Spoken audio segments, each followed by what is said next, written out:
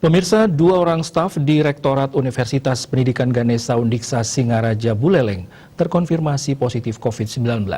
Mereka kini sedang menjalani isolasi di salah satu rumah sakit di Kabupaten Buleleng. Wakil Bupati Buleleng yang juga selaku Wakil Satgas Penanganan COVID-19 Kabupaten Buleleng, Nyoman Sucidra, Senin sore mengatakan kedua staf tersebut dinyatakan positif COVID-19 sejak 3 hari sebelumnya.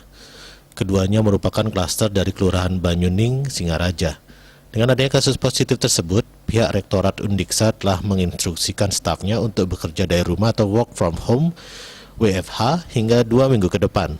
Sementara pihak Satgas telah melakukan tracing dan rapid test antigen kepada beberapa pegawai di Rektorat yang sempat melakukan kontak dengan kedua pasien tersebut.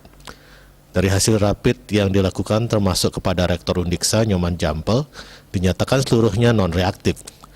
Wabub Sucidra menambahkan kegiatan di Undiksa masih tetap berjalan hanya di bagian Rektorat yang WFH. Dari pihak Undiksa dengan terkonfirmasi 2 staf yang di sana memang sudah memperlakukan yang namanya bekerja di rumah. Ya, jadi Rektorat dalam hal ini Pak Rektor sudah menginstruksikan seluruh stafnya untuk bekerja di rumah. Itu yang kami dengar. Rasanya sudah 3 hari yang lalu ya.